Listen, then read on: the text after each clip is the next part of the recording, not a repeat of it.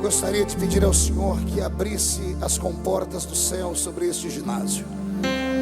E na medida em que eu estiver conduzindo o seu povo para um encontro mais íntimo e pessoal do Senhor pela pregação da palavra, que esta mensagem venha impactar os presentes e aqueles que estão assistindo pelos veículos da mídia, aqueles que assistem pela internet, aqueles que estão assistindo pelas ondas dos rádios.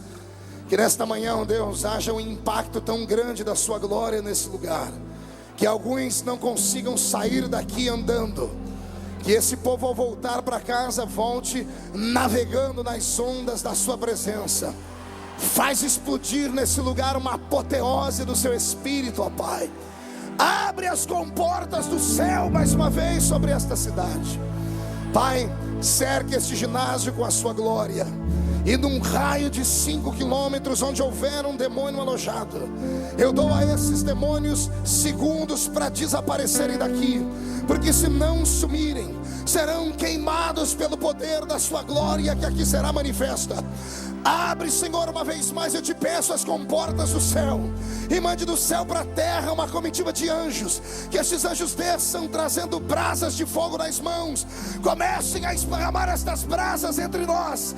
E onde houver um crente batizado com o Espírito Santo, pega ele agora, meu Deus, agora.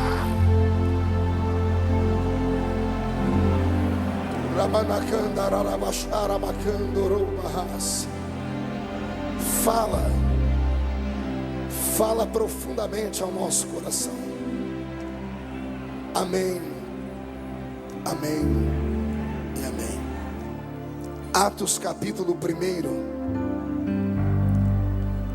1. Mais uma vez, eu quero louvar a Deus pela vida do pastor Cezino Bernardino e de toda a diretoria dos Gideões Missionários, o pastor Reuel, todos aqueles que acreditaram mais uma vez no ministério que Deus me deu. Muito obrigado, pastor. Quem encontrou, diga amém. Fiz o primeiro tratado, ó Teófilo, capítulo 1 de Atos, acerca de tudo o que Jesus começou, não só a fazer, mas a ensinar, até o dia em que foi recebido em cima, depois de ter dado mandamento pelo Espírito Santo aos apóstolos que escolhera, aos quais também, depois de ter padecido, se apresentou vivo com muitas e infalíveis provas, sendo visto por eles por um espaço de 40 dias, e falando do que respeita ao reino de Deus. E estando com eles, determinou-lhes que não se ausentassem de Jerusalém, mas que esperassem a promessa do Pai, que, disse ele, de mim ouvistes. Porque na verdade João batizou com água, mas vós sereis batizados com o Espírito Santo não muito depois desses dias. Aqueles, pois, que se haviam reunido perguntaram-lhe, dizendo: Senhor, restaurarás tu neste tempo o reino a Israel? E disse-lhes: não vos pertence saber os tempos e as estações que o Pai estabeleceu pelo seu próprio poder, mas recebereis a virtude do Espírito Santo que há de vir sobre vós, e ser-me-eis testemunhas, tanto em Jerusalém, como em toda a Judeia e Samaria, e até aos confins da terra. E quando dizia isto, vendo eles, foi elevado às alturas, e uma nuvem o recebeu, ocultando aos seus olhos. E estando com os olhos fitos no céu, enquanto ele subia, eis que junto deles se puseram 2 varões vestidos de branco, os quais lhes disseram: varões galileus, porque estáis olhando para o céu? Este Jesus que dentre vós foi recebido em cima no céu, há de voltar, assim como para o céu vocês o viram subir. Amém e amém. Os que podem, tomem o seu assento, por favor.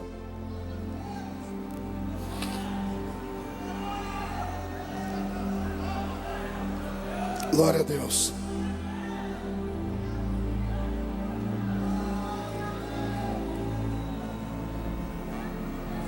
Alguns minutos atrás, eu dava entrevistas aqui atrás, alguns canais de TV, e todos perguntaram: pastor, o que significa ministrar na manhã missionária nos Gideões? Eu disse, tudo é lindo na festa, desde o início, a pré-festa, até a confirmação e a abertura da festa oficial. Mas nenhum dos cultos se compara ao culto da manhã missionária, porque ele é o cerne desse congresso. É como se fosse a mola mestra que sustenta a filosofia desta festa, que é a obra missionária. Ver as coreografias que aqui são apresentadas empolgam, emocionam e nos levam um pouquinho mais perto dos céus. Eu frequento essa festa desde o ano de 1988. E desde o ano de 1988 eu assisto peças, jograis, teatros. E cada vez que passa, eu me convenço de que não há um lugar como esse dentro do solo brasileiro. E quem não se emociona, e quem não tem paciência de assistir o que aqui foi dado, não deveria nem vir à festa. Porque Camboriú não é, para nós, pelo menos para nós, não é um ponto de encontro de colegas. Não deveria ser um passeio turístico. Camboriú é uma peregrinação. E só vem para a peregrinação homens e mulheres que estão preparados para tudo, para sacrificar o seu almoço, para sacrificar a sua janta, para sacrificar a sua saúde. E eu profetizo que este sacrifício tem um peso diante de Deus. Eu vou repetir aqui, desta manhã, a glória de Deus será tão intensa sobre a sua vida, que por alguns momentos, alguns vão ter que segurar você pelo flanco esquerdo, pelo flanco direito. Porque se não te segurar, é perigoso você ser arrebatado literalmente daqui para o céu. Se tem algum missionário me ouvindo, algum coração missionário nessa manhã, eu queria que você desse mais um grito, para que a glória de Deus fosse empolgada na nossa vida e na nossa história.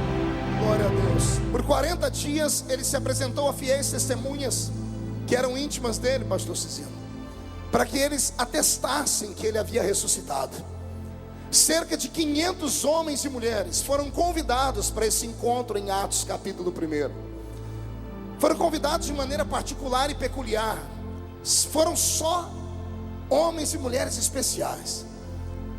Dado o momento do encontro, estão todos eles no solapé do monte, todos esperando o convidado chegar. Eu sinceramente não sei como ele veio. Se ele veio andando, se uma carruagem o trouxe, se ele apareceu do nada, porque agora ele já não estava mais condicionado às leis físicas desse nosso planeta. Eu só sei que quando ele aparece, as 500 vidas que estão ali em Atos capítulo 1 são tomadas por uma emoção indizível, são tomados por um momento de êxtase. A presença dele provoca quase que uma cartaz no coração das pessoas que ali estão. Eles estão agora olhando mais uma vez, e com precisão e com tempo, a figura que 43 dias antes eles viram pendurada no alto de uma cruz. 43 dias antes deste episódio, eles viram o seu corpo trucidado, violentado, violado, destruído, mutilado, cortado, cicatrizado, pendurado no alto de um madeiro. 43 dias depois, está ele em pé, curado, purificado, vitorioso, sorridente e pronto para dar ordens, pronto para se revelar como aquele que tem o poder sobre a morte. Você não entendeu? Eu vou repetir para ver se isso provoca algo no seu coração. Ele está pronto para provar que ele tem o poder sobre a morte.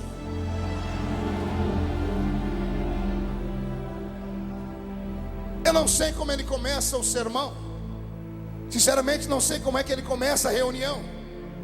Também não importava o começo, o meio, porque ninguém estava prestando atenção no que ele estava dizendo. Somente um que estava ali perto para escrever mesmo, ou para ouvir e depois passar para que uma outra pessoa escrevesse. Somente um escriba, convidado por ele à parte, para escrever aquilo que aconteceu naqueles minutos que foram decisivos para a história do cristianismo. Os demais, os pescadores, os cobradores de impostos, as prostitutas, os ex-cegos, os ex-defuntos que ele havia ressuscitado, aqueles que estavam ali simplesmente estavam absorvidos por algo divino. Ele está vivo, e isto é fato. Ele está falando de coisas de cima, Ele revela coisas eternas. O diálogo é tão lindo que por um momento ele, sendo Deus, ele para o diálogo divino e abre uma oportunidade de diálogo. Ele abre uma oportunidade para que os homens que foram convidados por ele para aquela reunião perguntem a ele o que quisessem acerca do céu, acerca da eternidade, acerca da glória futura. Mas eles estão tão tensos, eles estão tão possuídos de um temor, que ninguém consegue perguntar nada do céu. Na verdade, a pergunta deles é tão idiota. Na verdade, a pergunta deles é tão sem sentido que eles tomam um puxão de orelha dele, mas com muito carinho, porque Jesus não era de constranger ninguém. Quando ele abre uma oportunidade para eles perguntarem, e veja, eles poderiam ter perguntado acerca do céu, poderiam ter perguntado qual é a localização do espaço geográfico do inferno, poderiam ter perguntado qual era a matéria, entre aspas, dos anjos, mas eles estão tão perdidos e absorvidos por aquilo que é revelador, que eles olham para ele no momento do diálogo e perguntam: Senhor, é neste tempo que o Senhor vai libertar Israel da mão dos romanos? Quando eles dizem isso, eu imagino Jesus chacoalhando a cabeça, mas sem ira, dando um sorriso de canto dos lábios, olhando para o Pai e dizendo: não adianta. Eles estão possuídos de um temor. Eles estão vendo a minha presença e não conseguem pensar racionalmente. E então Jesus olha para eles e diz assim: não vos compete saber das coisas que o meu Pai estabeleceu pelo seu próprio poder, mas eu vou dar um conselho para vocês: apressem um passo, saiam daqui agora, corram para Jerusalém, a capital espiritual do mundo. Encontrem um lugar que vocês possam ficar pessoalmente guardados, longe da visão de todos, e em unanimidade busquem aquilo que pode descer do céu, e busquem o poder que vai vir sobre vocês do céu. E quando esse poder descer, vocês vão ser testemunhas, tanto em Jerusalém, Samaria, Judeia, até os confins da terra. Quando ele diz essas palavras, senhoras e senhores, o momento é tomado por uma visão transcendental. Imagine você que não há barulho naquele lugar, a não ser a respiração ofegante das testemunhas que ele está vivo.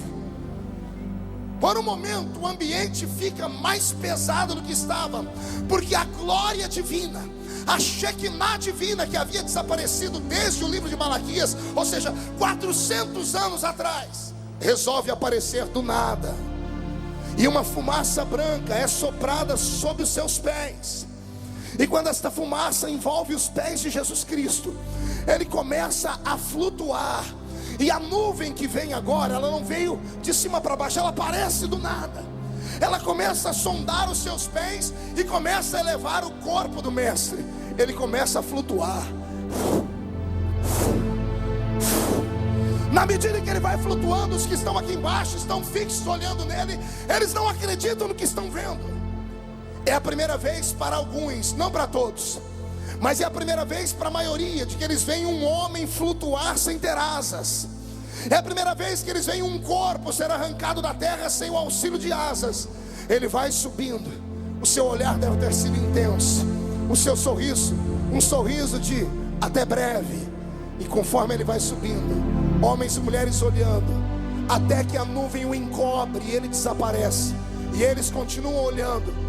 Dois anjos que vieram para escoltá-lo, aqueles mesmos que apareceram na tumba, dizendo às mulheres: porque procurais entre os mortos aquele que vive?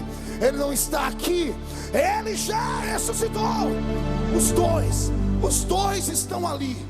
Eles olham para baixo, imagino eu. Vêm os homens olhando para cima e recebem dele uma ordem: toque neles, senão eles vão ficar aí até o meu regresso, não vão querer sair desse lugar por nada. Os anjos descem, vão nos ombros dos homens, tocam neles, chama a atenção daqueles que ali estavam, e os anjos bradam dizendo: varões galileus, porque estáis olhando esse que foi. Não sintam muita saudade, porque do jeito que ele foi, qualquer dia desse ele vai voltar. Qualquer dia desse ele vai. Não, fale um pouquinho mais alto. Qualquer dia desse ele vai. Acotovele o seu irmão, diga: você crê nessa esperança? Você tem essa esperança?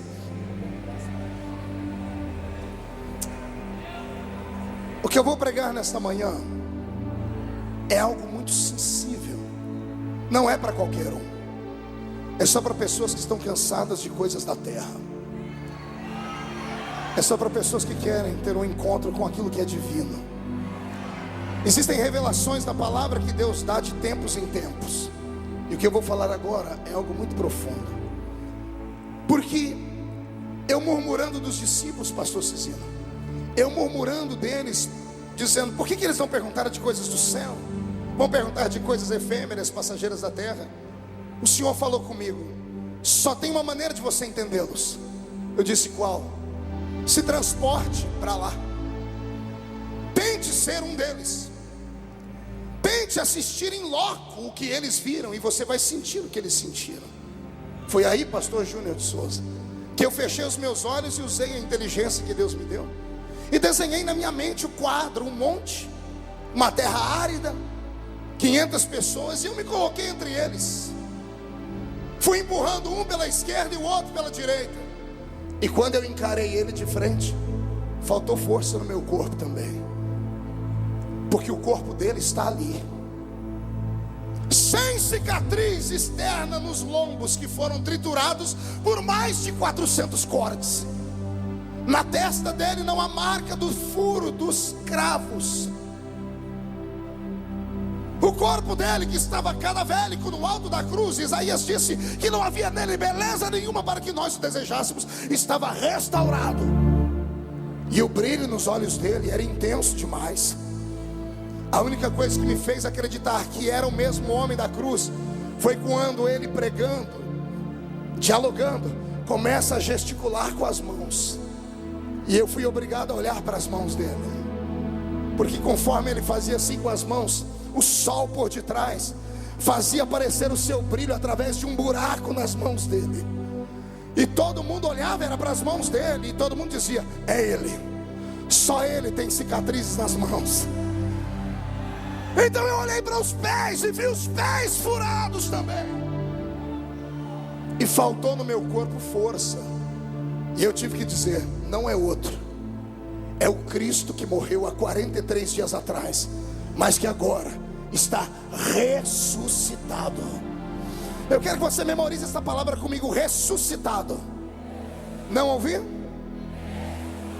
Olhe para o sermão e diga: Jesus levou para o céu um corpo ressuscitado.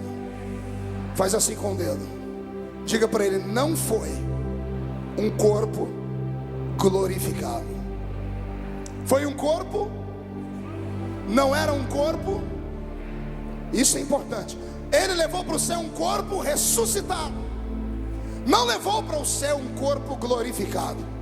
Quando ele sai da tumba, lembra de Maria no meio do jardim? Quando ela viu ele de longe, pensou que ele era o jardineiro, e ela grita: hortelão, ou horteleiro, onde puseste o corpo do meu mestre? E quando Jesus se vira para ela e diz: Maria, ela grita: Raboni, és tu. E ela parte para dar um abraço em Jesus. Quando ela vai se aproximando, Jesus se afasta e grita: não me toques, não toque em mim. E ele explica: não me toque porque o meu corpo ainda não foi glorificado. Não entendi. Jesus disse: não me toques porque o meu corpo ainda não foi. Então o corpo que Jesus arrasta para o céu é um corpo ressuscitado. Pastor, onde é que o senhor quer chegar? Preste atenção aqui. O corpo que sai de dentro da tumba é um corpo de carne e osso, igual ao meu, igual ao seu. O agravante e a única diferença é que este corpo não tem sangue, porque o corpo ressuscitado não precisa do sangue. Como assim, pastor? Explica melhor. Explico. O corpo ressuscitado que saiu de dentro da tumba era um corpo movido pelo Espírito Santo de Deus. Era um corpo movido por aquilo que é divino, fantástico e sobrenatural. O corpo que sai da tumba, ele tem carne e tem osso, só não tem sangue. Grite comigo: não tem sangue. Não, mais alto, para tremer esse lugar: não tem sangue. Mais uma vez, grite: não tem sangue. Agora pergunte para mim, por que não tem sangue, pastor? Porque tudo que Deus dá, Ele não toma. E o sangue de Jesus foi doado no alto da cruz. Todo o seu sangue molhou o Gólgota. E o sangue é um presente do céu para a terra. O sangue dele permanece aqui. Ele sai da tumba num corpo estranho, num corpo que tem carne, num corpo que tem osso, mas não tem sangue. E esse corpo me apavora. Pergunte por quê. Não ouvi direito, pergunte por quê. Porque com esse corpo de carne e osso, ele atravessa a parede.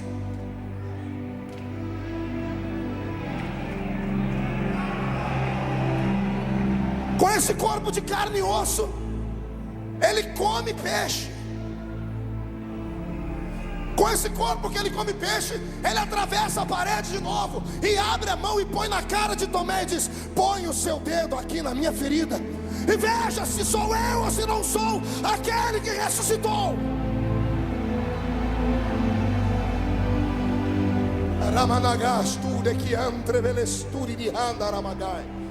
Senhoras e senhores, o que eu estou te dando aqui é uma pérola. É uma matéria de mestrado alto em teologia. Então absorva o que eu estou pregando. O corpo que Jesus Cristo arrastou para o céu não era um corpo glorificado. O corpo que subiu para o céu tinha cabelos castanhos, quase 1,80 m de altura, olhos também castanhos, pele caucasiana. O linho que ele arrastou para o céu foi fabricado aqui na terra por mãos humanas. O cinto que cercava o corpo dele foi feito por mãos humanas. A barba que está sobre o rosto dele não é divina, é uma barba fabricada por DNA humano. A estrutura que ele está ali agora, subindo para o céu, quebrando a lei da gravidade, é uma estrutura humana. É um corpo de carne e de osso. Só não tem sangue porque o sangue ficou para nós. E a ausência do sangue no corpo dele mostra o lado mais divino que ele poderia ter. Com esse corpo ele sobe para o céu e uma nuvem o oculta. E para onde é que Jesus vai, igreja? Não ouvi? Ele foi para a Lua, ele foi para Marte, ele foi para Plutão, ele foi para algum planeta da nossa galáxia. Então para onde ele foi? Não ouvi, murcha a barriga para falar. Ele foi para onde? Qual céu? O primeiro céu, o céu atmosférico, onde voam os pássaros e as nuvens. O segundo céu, o céu cósmico, onde voam os cometas, onde estão fixos os planetas e as estrelas, as galáxias, as nebulosas. Qual céu ele foi? O terceiro céu, céu inacessível da glória divina, céu feito pelas mãos do arquiteto do universo, céu eterno, brilhante, carregado de glória, poderoso em essência. Oh, aleluia. E eu não me canso, pastor Cisino, de falar uma característica que o céu tem hoje. O céu para onde ele foi é perfeito. Eu disse que ele é, só não é completo. Pastor, como é que uma coisa pode ser completa, ser incompleta e ser perfeita ao mesmo tempo? Pergunte a um oleiro e você vai ver ele dizer o que é uma coisa perfeita, mas incompleta. Ele vai te dizer: o vaso que sai da minha mão é perfeito, não tem trincaduras, não tem rachaduras, mas é incompleto. Ele vai para dentro de uma loja e ele continua perfeito, mas continua incompleto. Só quando a dona de casa compra o vaso, leva para casa, desembrulha o vaso perfeito, recebe flores dentro dele, recebe joias e água, aí o vaso perfeito fica completo. O céu para onde Jesus foi é um céu perfeito, só não é completo. Pergunte por quê? Os moradores do céu estão na minha frente aqui ainda. Os moradores do céu estão aqui na minha retaguarda nessa manhã.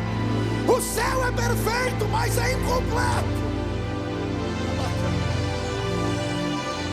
E agora você vai entender por que ele arrasta aquele corpo para o céu. Há uma lei estabelecida na eternidade divina.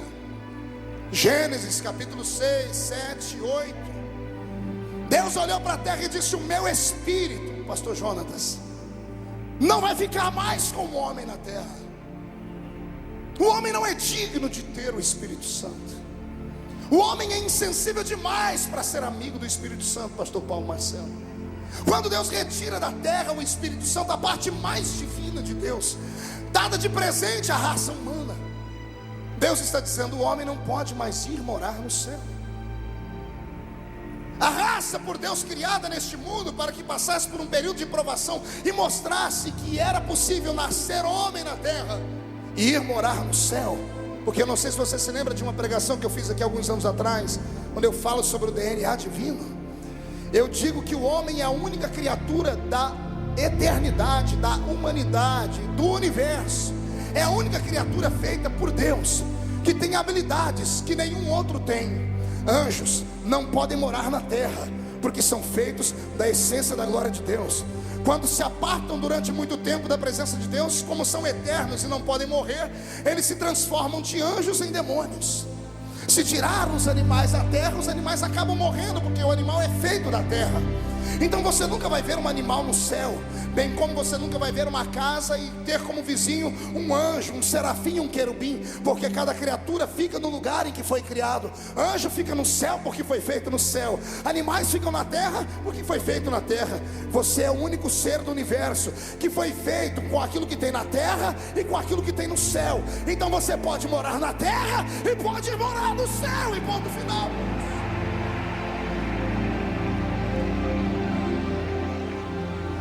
Isso nos faz grandes.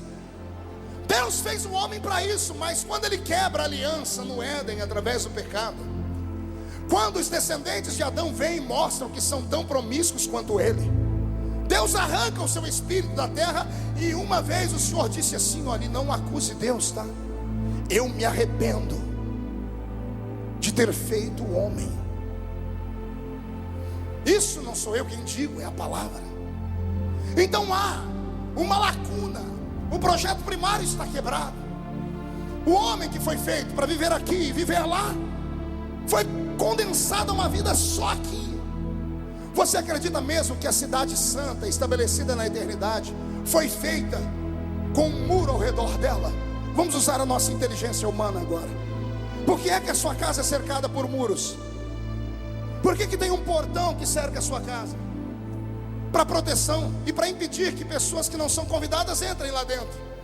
Mas para que é que Deus faria uma cidade na eternidade e colocaria um muro ao redor dela? A princípio, Deus não tinha inimigo. Em segundo, Deus não tinha que bloquear nada na eternidade. Quando isso acontece, é porque Deus está dizendo: o homem não pode vir mais aqui.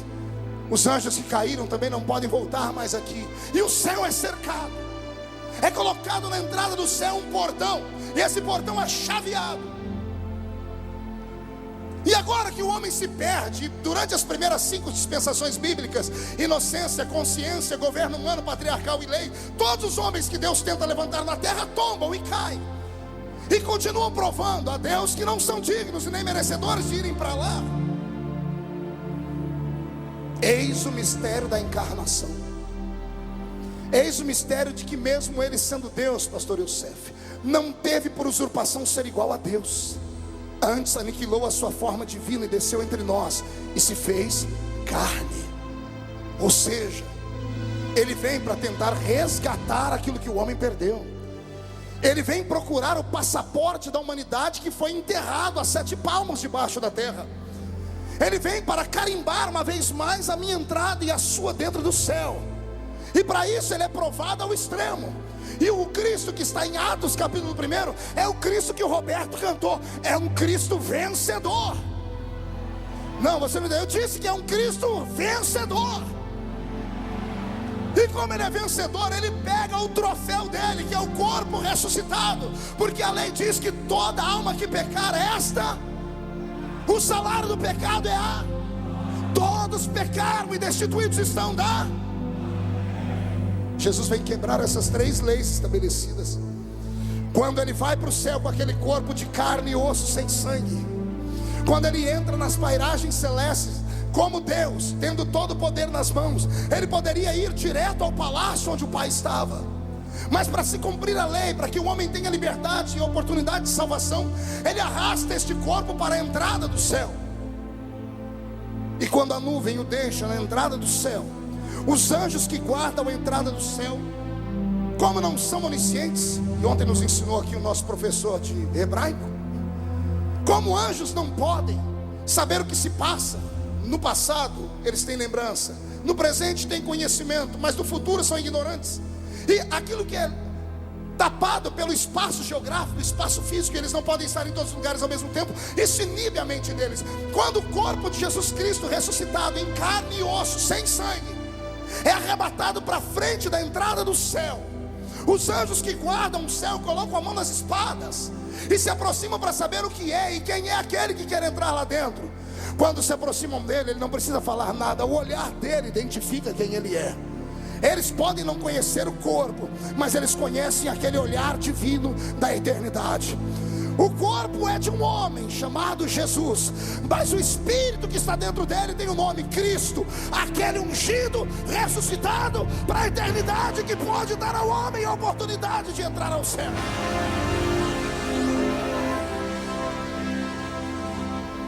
Ao detectarem dentro dele o Cristo, os anjos se curvam, se afastam e gritam para os anjos que têm a chave da entrada da cidade. E os anjos que estão na entrada da cidade vêm voando, vêm correndo com um molho de chaves na mão para abrir o portão. Porque o grito que saiu dos anjos que estão ao redor de Jesus agora, inclinados, é esse: levantai, ó portas, as vossas cabeças. Levantai, ó portais eternos, para que entre o Rei da Glória. Os anjos que vêm com a chave na mão, vêm tremendo e gritando: mas quem é este Rei da Glória? Os que estavam inclinados se levantam e abrem as asas e gritam: o Senhor dos Exércitos, poderoso na batalha, Ele é o Rei da Glória.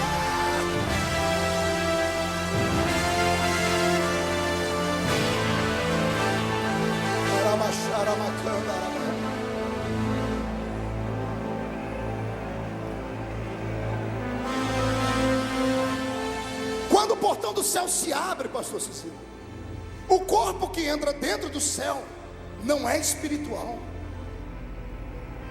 O corpo que atravessa o portão da entrada da cidade santa, pastor Napoleão. E a primeira vez que eu vi o versículo que eu citei foi numa pregação sua: levantai, ó portas, as vossas cabeças. Quando abriu o portão do céu, o corpo que entra é de carne e osso. Repito, sem sangue. E eu vou falar isso até você entender no final da mensagem. Quem sabe até no final você entende. O corpo de carne e osso atravessa o portão do céu. E quando entra dentro do portão do céu, se cumpre literalmente toda a lei. Não precisou 10 passos dentro do céu. Eu entendo que bastou um. E quando aquele corpo, Johnson, para dentro do céu, os anjos que estão ao redor olhando, o corpo tem carne, tem osso. Todos são obrigados a se curvar. Ele dá um grito: cumprida foi a lei. É possível nascer homem lá embaixo e vir morar aqui em cima. Você não entende? É possível ser homem de carne e osso lá naquela terra e arrastar para cá a sua essência e morar no céu. O céu que havia sido arrancado de nós volta para nossa mão. Eu estou dizendo que o céu que nós não podíamos entrar mais, agora é meu e seu por herança. Nós vamos morar lá.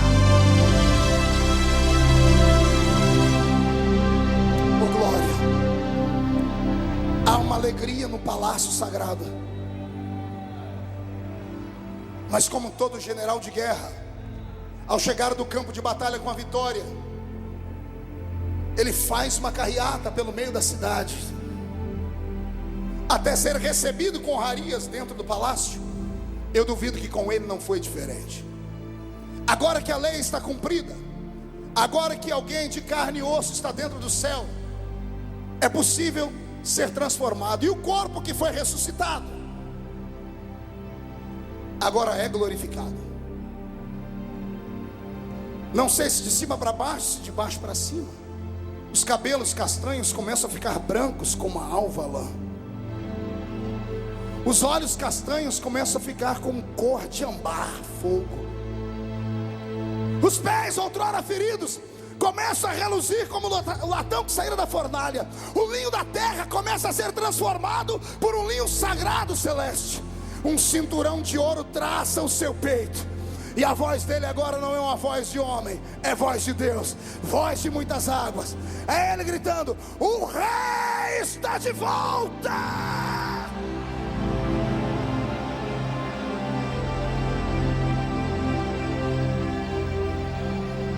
Pode me chamar de criança, pode me chamar de apelador sentimental, pode me chamar de menino, mas me deixa sonhar nesta manhã. Vamos tentar enxergar o céu nesta manhã? Quem quer fazer uma viagem lá para dentro comigo? Então amplia sua mente. Não é viagem transcendental, é só fé. Caminha comigo dentro daquele lugar até chegar ao palácio. Eu descobri algumas coisas no céu que são muito tremendas, e isso alicerça a nossa fé. Há uma cidade inteira preparada para nós, diferente da favela onde você mora, do morro onde você é humilhado, diferente da tapera caindo aos pedaços. Terremoto não pode chegar lá, vendavais e tsunamis não existem lá, porque o equilíbrio daquele lugar tem nome: Jeová Tsidkenu, o Senhor bandeira nossa. Há uma cidade perfeita, com edifícios estabelecidos dourados. Um deles tem o seu nome na entrada. Um deles tem o seu nome na entrada. Tomara a Deus que você seja meu vizinho quando mudar para lá. Se puder todo dia de manhã, porque lá não tem noite, porque Ele é o sol da justiça, eu vou chutar a sua porta, eu não vou nem bater e vou gritar: valeu ou não valeu? Valeu ou não valeu ser triturado, moído, apanhar, caluniados? Valeu ou não valeu cada noite de amargura, cada noite sem dormir? Valeu ou não valeu as pedradas? Valeu ou não valeu os amigos e os inimigos e aqueles que não são nenhuma coisa nem outra, que batem, que dizimam, que destroem, que sepultam a gente todo dia? Valeu ou não valeu estar lá para chegar aqui? Você escapa de um raio, mas não escapa daquele lugar.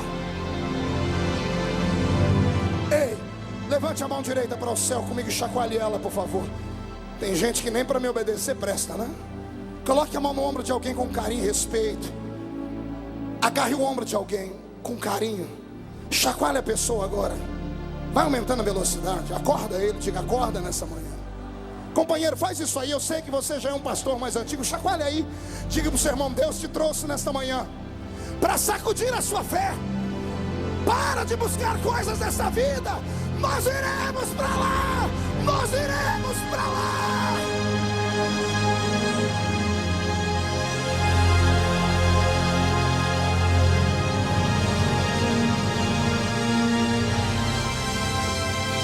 Estou de volta. O menino do suspensório está de volta. Eu quero que o diabo vá se lascar nos quintos dos infernos. Eu quero que ele saiba que o céu é nosso. Que o céu é nosso. O céu é nosso.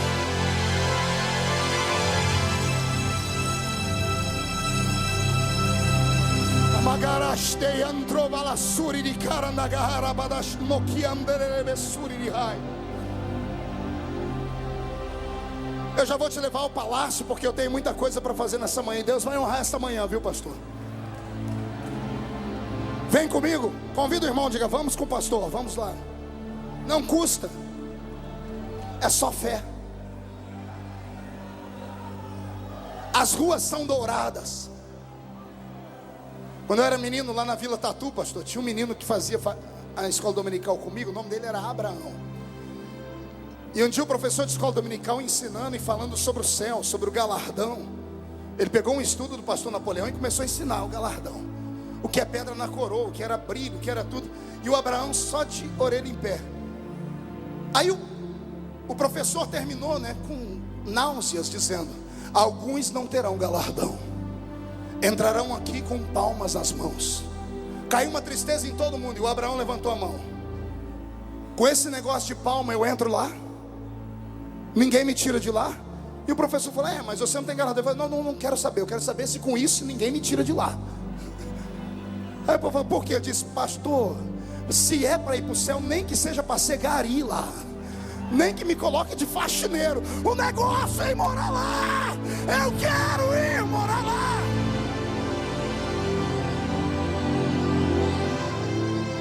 Histórias da Vila Tatu.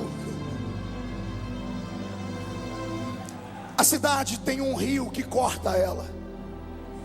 E a culpa não é minha do que eu vou falar, é os profetas da Bíblia. Também nenhum profeta é normal. A maioria dos profetas da Bíblia são acusados de esquizofrenia. Acusados do quê? Pergunte por quê. As 3 maiores agravantes de um esquizofrênico é esse, catalogado pela ciência. Todo esquizofrênico vê o que ninguém vê. Todo esquizofrênico escuta o que ninguém escuta.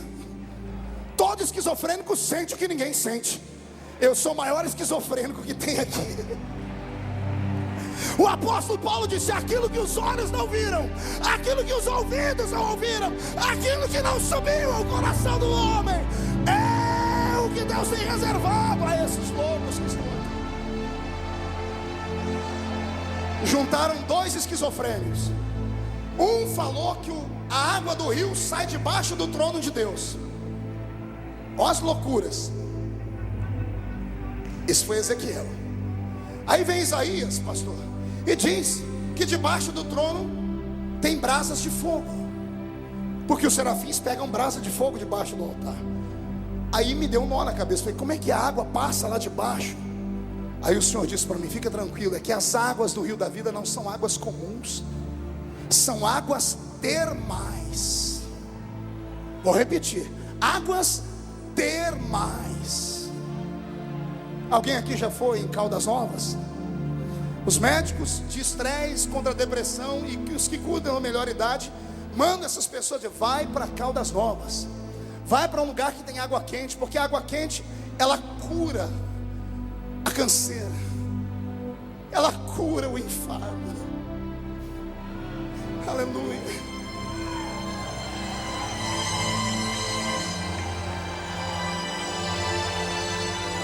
Vai haver uma cura para você lá em cima.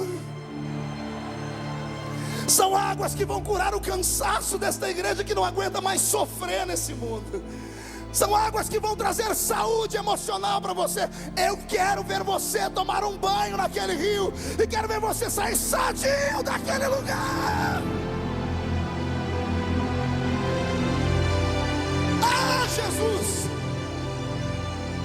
Pode não crer, eu disse, é um menino que está falando. Mas o mais lindo é que na entrada do céu eu descobri que nós não vamos receber um abraço de Deus. Isso é depois.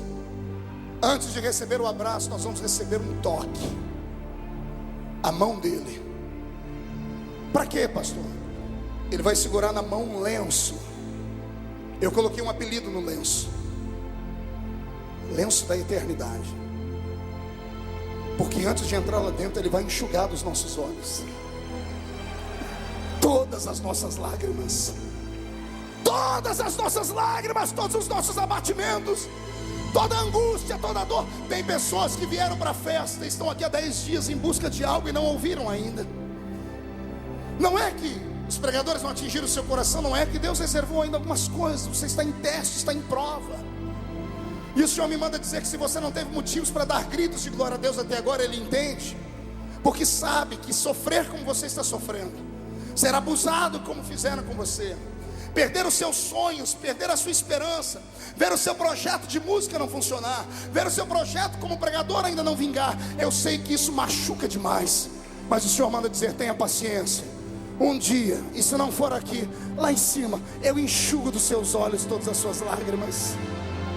Quem acredita nisso, dá um grito, pelo amor de Deus.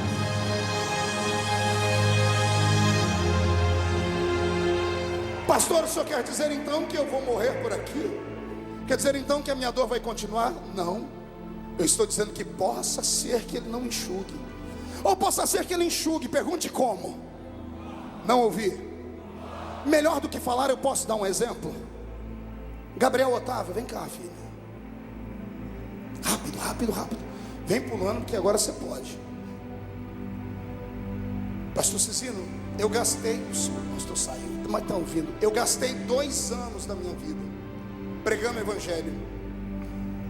A metade do que eu recebi durante 2 anos, eu investi na saúde desse menino. Tem alguns irmãos dos Estados Unidos aqui que devem se lembrar quando eu fui fazer campanha lá. Eu levei fotos dele. Ele tinha uma doença incurável na medula óssea. O corpo desse garoto virou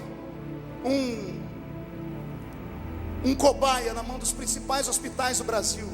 Ele tinha o corpo dele todo picado por agulhas. A medula óssea dele foi destruída pelos hospitais para descobrirem o que ele tinha. E eu peguei ele no colo quando ele nasceu.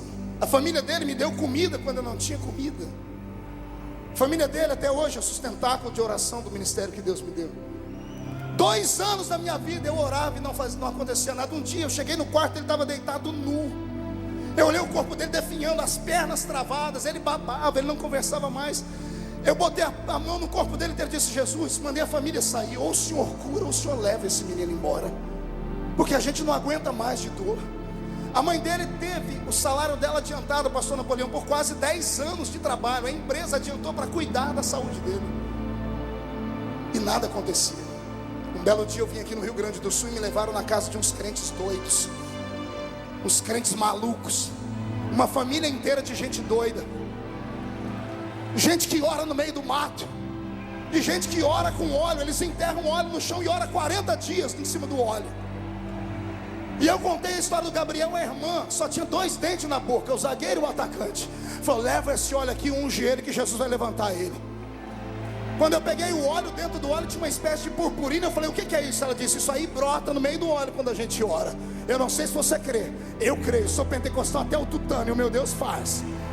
Eu peguei esse garoto, quando cheguei na casa dele, mas ele tira a roupa dele, eu ungi até o meio do dedinho do pé dele e disse: Jesus, levanta esse menino, Pai, cura ele. Ele foi matéria da Rede Globo do estado de São Paulo. A cadeira de roda está lá até hoje, e ele está aqui, ó, a esperança. Nossa, dá um pulo para cima, Gabriel.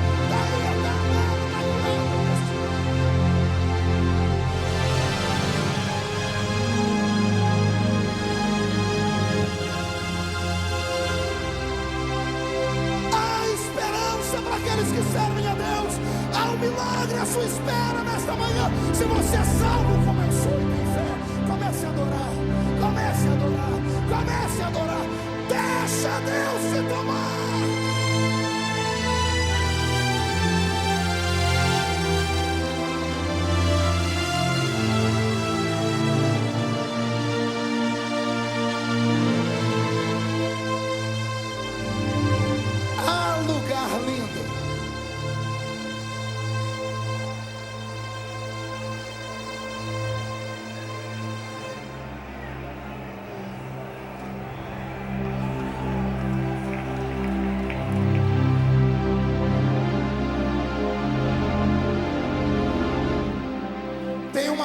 Naquele lugar,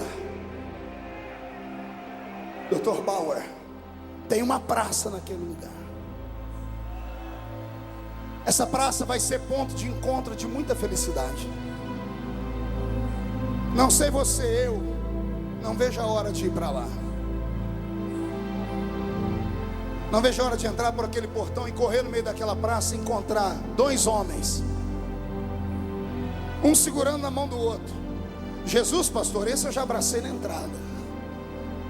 Abraão, Isaac, respeito, vou ver depois. Eu quero ver o meu pai, quero ver o meu filho, pastor Youssef, que foi lá, está lá antes de mim, foi antes de nós. Seremos uma família de novo. Vou abraçá-los. Eu tenho certeza que eu vou dizer para o meu pai: velhão, chegou aqui cheirando fumaça, hein? Aceitou Jesus 5 minutos antes de morrer. E para o meu filho eu vou dizer a ele: se Deus não quis que você nascesse, é porque a eternidade era melhor para você do que aquela terra maldita cheia de dor que a gente vive. Eu não sei se você crê nisso. Seremos uma família de novo lá em cima. Seremos uma família restaurada naquele lugar.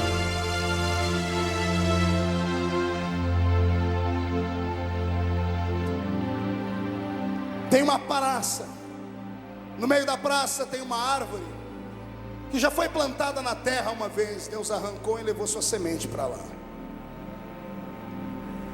Uma árvore que o homem não chegou sequer a tocar nela. A árvore da vida. 12 frutos por ano. Suas folhas são saúde para todas as nações. Vamos comer dela e vamos viver eternamente na presença dele. Há um palácio naquele lugar. Há um átrio, que é por onde o corpo ressuscitado e agora glorificado de Jesus deve ter subido e sido recebido. Na entrada do átrio estão lá, entre aspas, uma espécie de levitas. São anjos que cantam e encantam. A presença da magnitude do rei vai atravessando o átrio. Ele passa por uma espécie de lugar santo. Não há sacerdotes lá ainda, porque os sacerdotes estão aqui e um dia vão para lá. Mas estão amparados por 24 anciãos, que representam muito bem a igreja do Velho Testamento e a igreja do Novo Testamento. Mas a presença dele é aguardada no Santo dos Santos. E ao entrar no Santo dos Santos, está a glória eterna de Yahvé, o grande Jeová. O trono está pronto para ser possuído, e ele tem todo o direito, porque todo o poder lhe foi dado no céu e na terra. Mas antes de sentar no trono, há uma missão para ser cumprida. O homem precisa ter passagem para entrar lá dentro, e isso é conquistado. O Espírito Santo é enviado à terra como penhor da nossa salvação. O grande, eterno e meigo Espírito é o que cerceia a igreja e provoca nela essa presença linda e divina da glória dele. O que te faz chorar não é a palavra melosa do pregador. O que te faz saltar e gritar não é um poder cabalístico. O que te faz ter o corpo tremendo agora não é nada de esquizofrenia nem de psicopatia. O que te faz sentir o que você está sentindo é o Espírito de Deus que baila no nosso meio. Como maestro, ele rege a noiva para que o encontro seja lindo e seja perfeito. E o que eu vou falar agora é só para quem crê. Está chegando a hora. Está chegando a hora. E aproveitando que está chegando a hora, eu quero aqui dar um recado e um aviso a todos os brasileiros e aqueles que vão ver em outro lugar. A vida é muito curta para a gente viver em pé de guerra. A vida é muito curta para a gente criar arestas. É muito curta para a gente ficar se degladiando.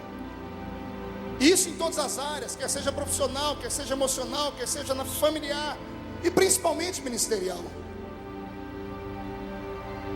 Esse púlpito um dia foi comparado a um ringue, porque alguém escreveu num blog endemoniado que os pregadores se batiam aqui. Eu sinto uma paz tão grande esse ano, porque todos nós entendemos que aqui o único que tem que ser glorificado é Ele.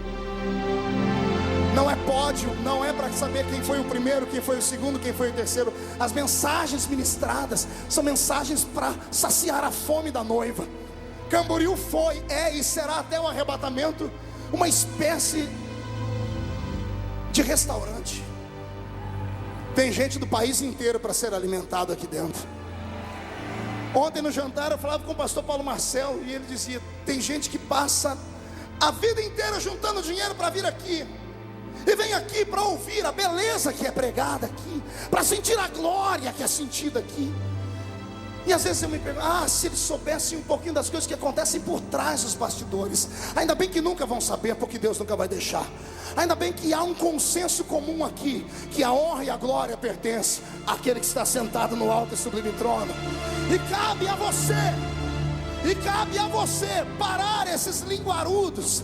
Cabe a você mandar uma cartinha para alguns que estão iniciando e falta experiência, e dizer para eles: ei, não alfinete o seu irmão, não maldiga o seu irmão, ei, não fale mal daquele. Púlpito não é lugar de desgraçar pessoas, púlpito é lugar de exaltar as pessoas que estão caídas e erguê-las e colocá-las diante do céu.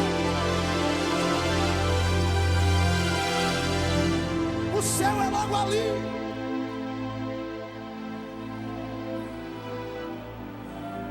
Consegue ouvir? Consegue ouvir os passos dele? Pastor, Jesus já está vindo? Ainda não, mas eu acredito que ele já não está mais sentado no trono. Eu acredito que ele está na frente do espelho, ajeitando as vestes de casamento.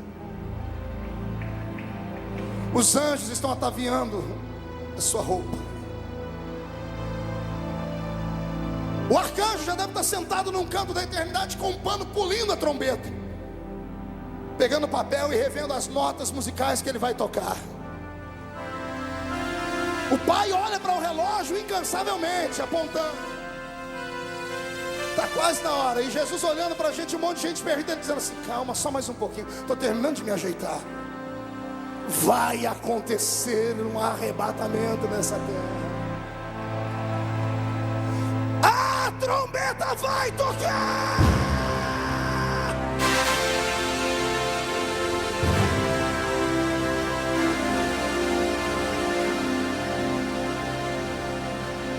Quando a trombeta tocar, Paulo mostra para nós o que vai acontecer.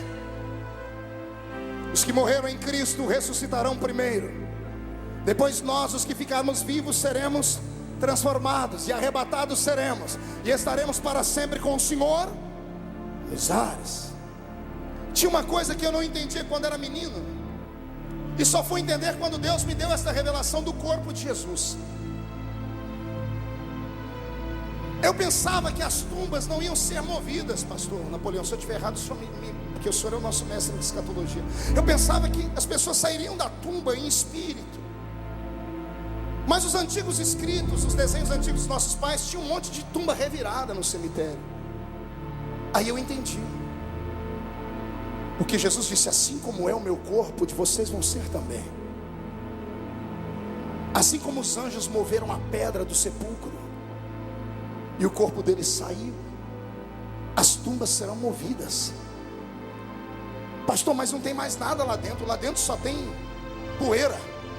A maioria dos corpos viraram átomos. Se vire a terra, se vire o mar. Problema do peixe que comeu os meus irmãos lá no Titanic.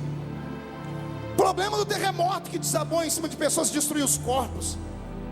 Problema da morte, que se vire com os corpos que caíram de cima de aviões e foram despencados, despedaçados. Tem muitas sepulturas vazias porque o caixão foi depositado lá dentro só em ato simbólico. Mas a Bíblia diz que todos os que morreram vão voltar à vida, ressuscitarão. Eu vou repetir: ressuscitarão. Eles ressuscitarão. Você não entendeu? Eu estou dizendo que eles ressuscitarão. Ressuscitarão. Ressuscitarão. Vai ressuscitar.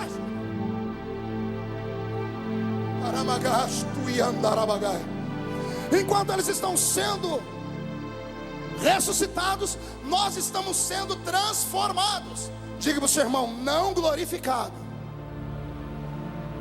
Diga: transformados. O sangue desaparecerá dos nossos corpos. É por isso que há uma promessa para aqueles que fazem parte da primeira ressurreição. Os da primeira ressurreição terão para sempre um corpo diferenciado de todos os demais, porque esses que vêm do arrebatamento foram fiéis ao Senhor, e eles têm um prêmio. O prêmio é ter um corpo igual ao dele. Um corpo igual de quem? Não ouvi. Murcha a barriga, estufa o peito, bate assim, diga: esse corpinho aqui, em forma ou de um botijão de gás, ou de uma tábua de passar roupa, esse corpinho aqui vai ser igual ao corpo dele lá. Me corrija se eu estiver errado. Se ele ressuscitado atravessou a parede, o nosso corpo, os da primeira ressurreição, vai atravessar a parede também. Se ele comeu peixe, aí é só para quem tem fé. Ou você acha que as bodas do Cordeiro será apenas um banquete espiritual, com frango feito de fumaça, com picanha feita de ectoplasma? Não, as bodas serão perfeitas, Quando subirmos daqui, num abrir e piscar de olhos, já estaremos lá, cada um sentado numa grande mesa. Ah, Jesus, ela vai do Oriente ao Ocidente. Tem um lugar reservado escrito, você lá. Você não entendeu, vou repetir. Tem um lugar reservado para você lá. Está pronto para comer 7 anos sem engordar? Agora as irmãs deram glória a Deus, pastor Napoleão aqui. Agora todo mundo deu glória a Deus. 7 anos sem engordar nenhum quilinho, comendo do bom e do melhor. E a parte mais bonita da ceia, pergunte qual é? O garçom. Pense num garçom lindo. O próprio noivo vai servir a mesa. E pastor, então eu estou perdido, porque enquanto ele estiver servindo alguém lá do Oriente, vai demorar uma eternidade para ele chegar no Ocidente. Não, o nosso corpo é só ressuscitado, o dele já está glorificado. Então agora, com o corpo glorificado, ele vai estar servindo o meu prato, dizendo, está bom para você, Marco. E lá do outro lado está você, e ele vai estar dizendo, está bom para você aqui do outro lado. Ele vai estar aqui do outro lado dizendo, e para você está bom aqui do seu lado. E vai correr para o outro lado, e para você está bom aqui do seu lado. E para você está bom aqui do seu lado. Só quem vai participar desse banquete tira o pé do chão para adorar.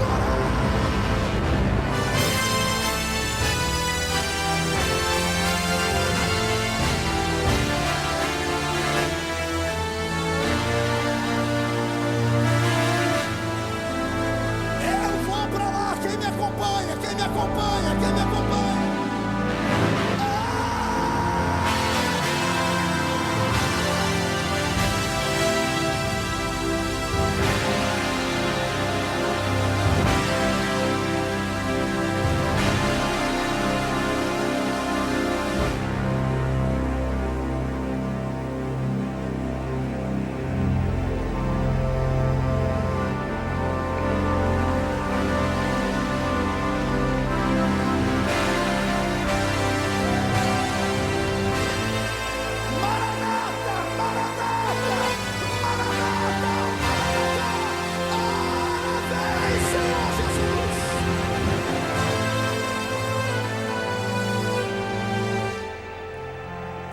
Respira fundo.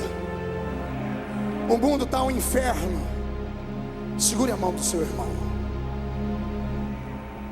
Por 3 anos e meio o anticristo convenceu a raça humana de que nós desaparecemos porque éramos uma espinha na garganta do mundo. Por 3 anos e meio o anticristo vai dizer para todo mundo que nós éramos espíritos que não haviam evoluído, então nos arrastaram para um outro planeta. Por 3 anos e meio muita gente vai ser enganada. Os outros 3 anos e meio serão de desgraça, perturbação, angústia. Os que hoje podem acertar por amor, naquele tempo só pela dor. No final do 7º ano, estamos terminando o banquete. O noivo diz, terminamos o nosso jantar. Desaparece a mesa. O que eu estou falando aqui é uma pregação de uma criança. Se eu estiver errado, alguém vai me corrigir depois. Desaparece a mesa e aparece na nossa frente milhares de cavalos. Não me pergunte a matéria desses cavalos. Quem tirou uma fotografia foi Enoque, o 7º depois de Adão. E Judas escreveu. Enoque disse, eu olho e vejo o Senhor vindo com milhares dos seus santos. Não são anjos, são santos. Ele viu você lá. Você não entendeu? Ele viu você lá, com um sorrisão de orelha a orelha. Ele viu a gente lá. Cada um sentará num cavalo que não se comparará ao cavalo dele, porque o cavalo dele é diferente. Quando ele dá a palavra de ordem, os cavalos vêm voando pelo céu, porque Israel está acuado. Todas as nações do mundo querem matar e destruir Israel. Os desviados que sobreviveram ao massacre do anticristo estão ao lado de Israel, lutando contra os infiéis. Quando todos estão preparados para aniquilar a nação de Deus, a descendência de Davi, o céu se rasga. E lá no céu um barulho estrondoso, e lá vem milhares de cavalos. As câmeras que estão filmando o mundo são convidadas a olhar para cima, e quando olham para cima, um tumulto. culto, repórteres entram de todo lado. Eu não sei se vai dar tempo. Se o William Bonner for vivo, ele vai dizer: atenção, atenção, um plantão do Jornal Nacional informa: está sendo avistado nos céus do Oriente ETs que estão vindo de outras galáxias. Eles vêm voando em cavalos, e de repente ele recebe uma mensagem do ponto: não, não é ET. Descobriram quem é aquele que está lá em cima. E quando a câmera foca na coxa direita daquele que está no cavalo da frente, está escrito: Rei dos Reis, Senhor dos Senhores.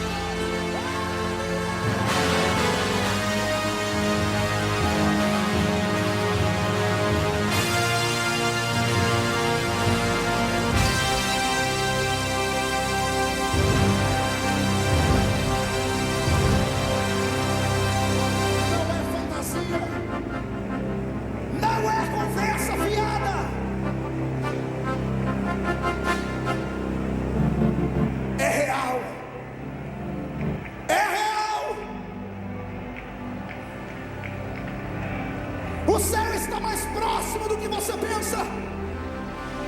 Aqueles que têm ouvido afinado no diapasão do Espírito Santo devem estar ouvindo o ribombar das trombetas. Ele está voltando. Prepara-te, prepara-te. Salvemos o mundo.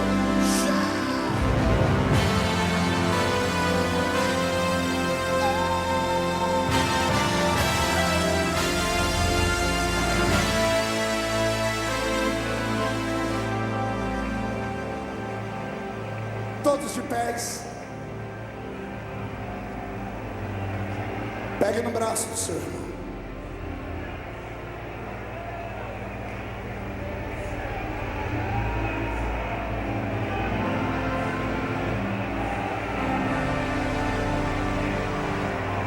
Pergunte a ele: o passaporte está aí?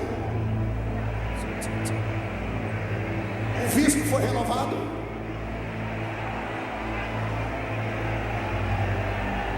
Um pouquinho de tempo mais, e o que há de vir virá, e não tardará. Jesus está voltando.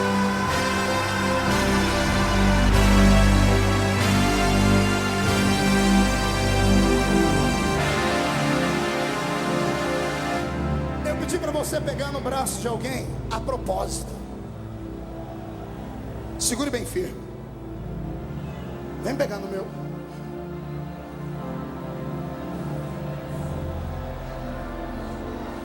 Se você soubesse no braço de quem você está segurando agora. Como assim, pastor? Isso aqui é um irmão que mora nos Estados Unidos, ou na África, ou no Japão, no Brasil? Não. Júnior, se você soubesse no braço de quem você está segurando agora. Porque é uma promessa para nós na Bíblia. Pastor Yosef, Paulo, está escrito lá que nós reinaremos com ele. Todos os reinos do mundo vão ser depostos. E esses que estão vendo com Jesus lá de cima, quando ele vir para a terra e os seus pés pisarem o monte das oliveiras, e os montes se fenderem, e as águas descerem até deixar a água do mar morto viva, quando ele aniquilar os seus inimigos pelo sopro da sua boca, quando tudo tiver terminado, porque a noiva está recém-casada, e nenhum noivo deixa a noiva fazer esforço na época da lua de mel. Você não vai pensar: eu vou ter vontade de dar um cascudo no diabo, mas não vou poder. Só ele, pelo sopro da boca dele, aniquilará os inimigos de Deus. Quando isso acontecer, ele vai depor todos os reinos desse mundo, todos os presidentes, todos os principados, todos os primeiros ministros, todos os prefeitos, vereadores, todos os políticos perderão seu cargo aqui. Pergunte para quem? Não ouvi? Não ouvi? Para você? Não, você não tem. Eu disse que é para você. Você pode estar segurando no braço aí do futuro presidente dos Estados Unidos, do primeiro-ministro do Brasil. Você pode estar segurando no braço daquele que vai reinar, que vai reinar.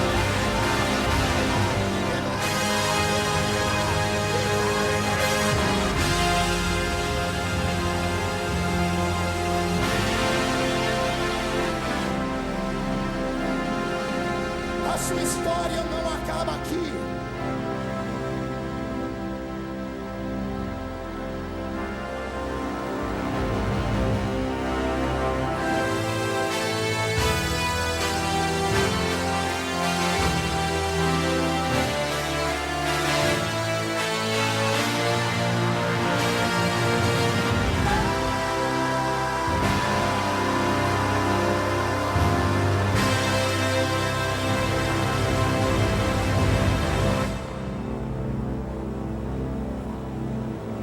Feche os olhos por um momento.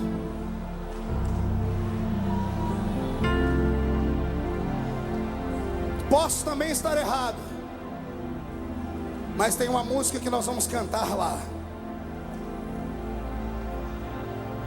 Nós vamos fazer um ensaio aqui. Segurou no braço de alguém? Se o irmão não quiser pegar no seu braço, chuta a canela dele, velho. Vamos lá, Roberto.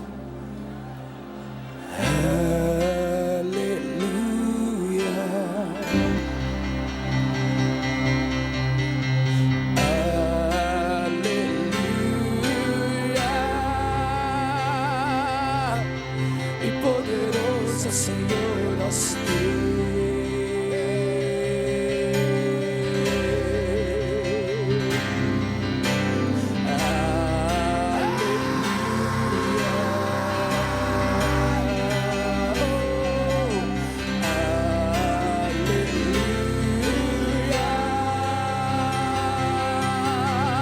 poderoso Senhor nosso Deus. Levante suas mãos aos céus e cante: aleluia,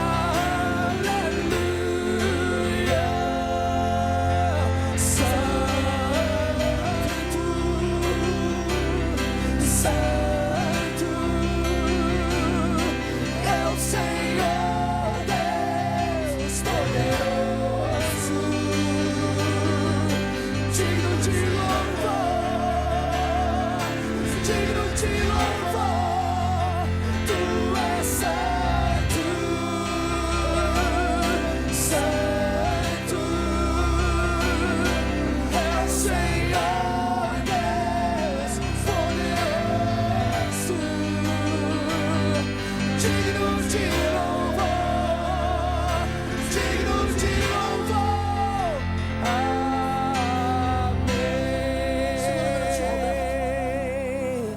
Você escolhesse duas pessoas agora, duas.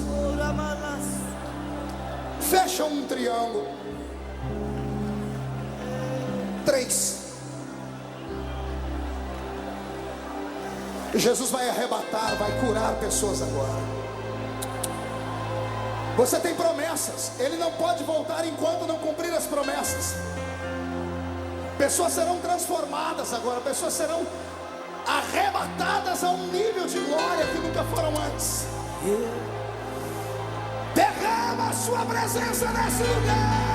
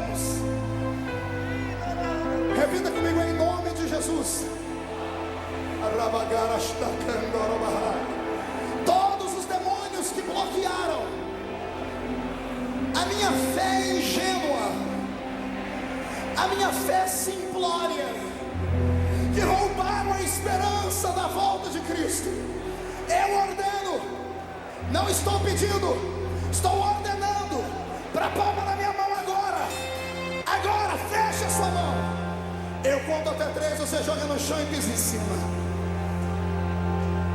1, você nunca mais será o mesmo. 1,5, Satanás é um derrotado. 2, a sua família será salva. 2,5, Gideões fará missões até o arrebatamento da igreja. 3, joga no chão.